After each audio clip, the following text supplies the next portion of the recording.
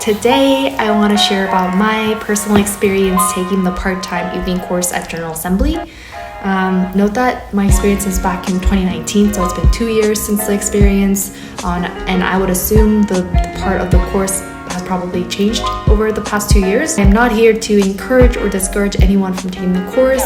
I'm here to only openly share about my personal experience and to help you make a better decision whether or not to invest in that $4,000 into this course. So let's get started.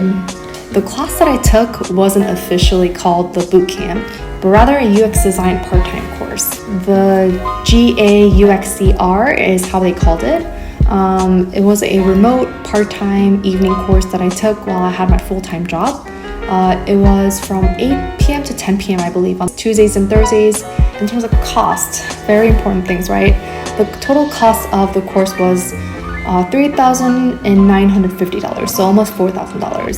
And you need to pay a deposit of $250 when you get started, when you sign up, I mean. At the time, I worked for a company that had an education reimbursement program. They reimbursed about 50% of the course tuition if I showed evidence of completion. So I took advantage of that, of course, and got something like $1,900 back, I believe. Overall rating, I mentioned this in the previous video, but it was a great UX 101 class, but nothing to getting me my first UX job, unfortunately. I would rate it 3 out of 5 in that it wasn't effortless, kind of like an entry-level class that pushed me to go through the end-to-end UX process and to get me like the basic fundamentals of how UX works. Definitely nothing similar to like a master's degree or a PhD, where the degree on its own speaks and qualifies me for a job. In fact, I would argue based on my experience that it's the other way around, where if an employer sees General Assembly or boot camp on my resume, they kind of corner me into a very super junior level role and kind of stereotype you into a certain way about your job level. But in terms of getting me rolling and getting my first UX engine started, I think it definitely helped. The biggest selling point of this class is that, I would have the fundamentals of UX down and that I would have a single case study ready to go if I wanted to go out and apply for a job. In that sense, I think the course is worth it. Definitely worth it. It really pushed me to get things done. The course is structured to get that one case study done from end to end. So it really pushes you to get that case study done. Part about the course where I felt like the money was getting wasted a little bit was where I'm spending a big chunk of my time in class talking to other students. Some examples of that is the instructor would use the first 10 minutes to explain things and what to do and things like that, and then the remaining hour and a half-ish was grouping us students into Zoom rooms and then having us share thoughts and opinions with other students who basically have no idea what's going on or have zero knowledge of UX. I didn't find it much helpful. I'd rather have dedicated time with the instructor or the TA to get me critiqued, get my work critiqued or thoughts critiqued, but it was mostly the time with the students, and the instructor and the TA would come in every here and there to just listen and see everything going all right. Another additional example of this is, we would be presenting our prototype to each other and giving feedback about the prototype to each other when we don't really know anything.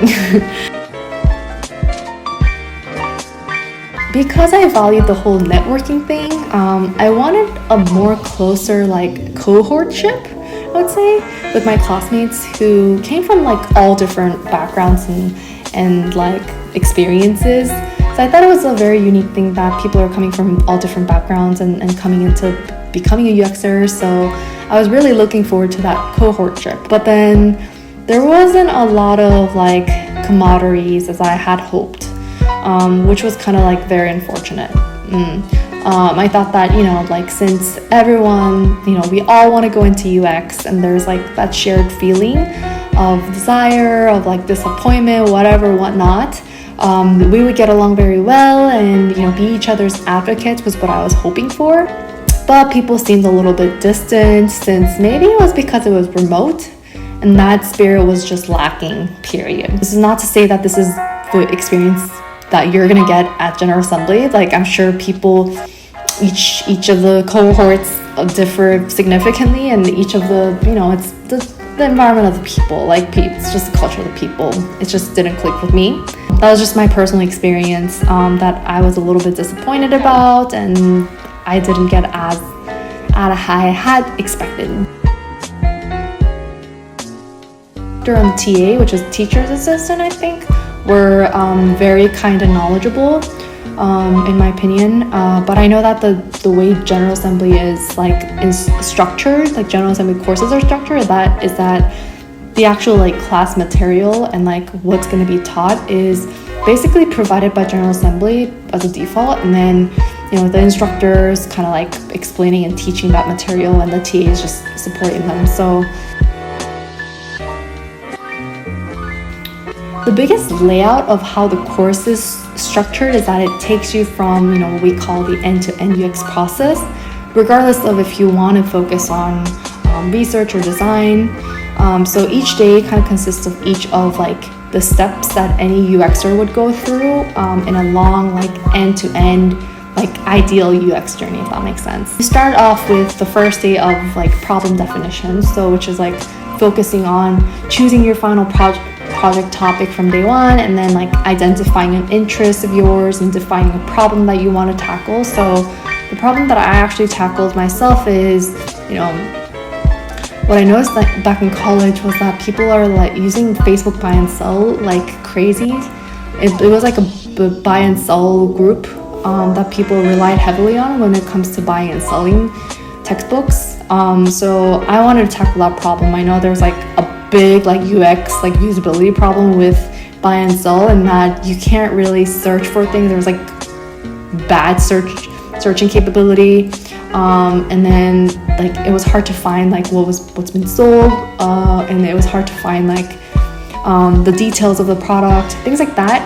I know there's marketplace now, but back then it was just one of the only options, and I totally thought this was a good place where a brand new solution, app design solution would help significantly. So I tackled into that. Anyways, then you go into the user research and competitive analysis. In your next class, you conduct user interviews, and based on your hypothetical problem, which for me was people can't, it's the usability of selling and buying textbook is very difficult.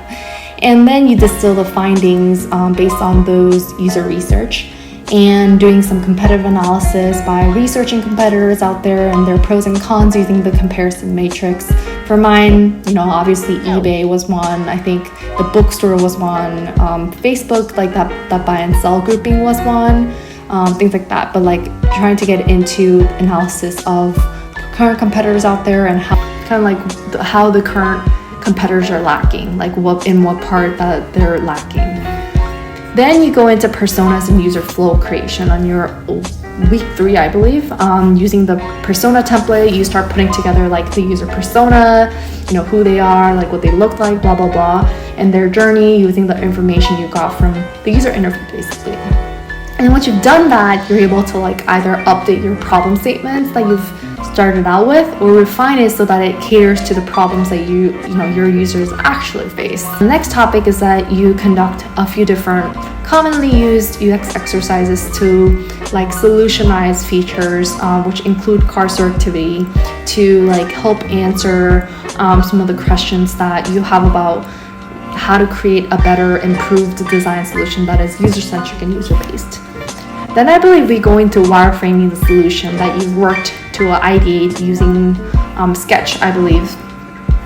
I think first wireframing, you start off with just hand sketching the design solution. This is definitely the realm of UX design, but I also believe that this is a wonderful super basic skill sets to know as a UXer. My instructor was actually in UX research himself, and he wasn't that fluent in Sketch either. So sometimes there were questions that he couldn't really answer, but we all figured it out somehow, I think. Yeah. And the second to the last class was about prototyping and testing the design out. I used Adobe XD to prototype and conduct usability testing, and we had a dedicated time during the class to test it out with our classmates and get a better sense of how to define the prototype better. The last class was final presentation day, where we went around presenting our overall problem statement, the research, and all the activities to understand the problems and the users and all the steps, blah blah blah, and then to the final prototype. So we just kind of presented to each other. I know there's some ads out there by bootcamp companies saying, oh, you don't need to pay us until you get hired. But I honestly don't know how that works for UX, to be honest. Maybe like software engineering has a bigger pull for junior candidates and more demand for entry-level folks. But it easily almost feels like very much impossible to get your first UX job in general, whether or not you've had your like bootcamp certificate. So, and having a General Assembly certificate means absolutely nothing. That's for sure. Like I said earlier, it might actually decrease your value as a UX designer, or maybe like especially a researcher. At some point, I took General Assembly off of my resume because that immediately stamped me a big junior on my resume. And there's very little opportunities for junior level UXers. So very little chance that I would land anything in UX. Can you secure a job post graduating from UX course or from this General Assembly course? I'm going to say probably not. I know one of the biggest selling points of General Assembly is that you'll get out with a completed case study. But in fact, you can't get a job with a single case study on your portfolio. You need at least 2 to 3. And in my opinion, you need at least one of them to be like a real life case study rather than like a fake made up case study that you worked on at General Assembly. And because think about it, there's so many challenges that you as a UX designer or researcher come across, and UX project is never like a straight line. So that's why I think a lot of companies prefer like a real life UX case study. And not to discourage anyone, but just to like wake some folks up to reality. Out of those like 20 something students in my class of cohort, I kept in touch with like 10 people-ish, and I was like the only person who secured a job in UX. And most people just stayed where they were, like, which is yikes after that $4,000.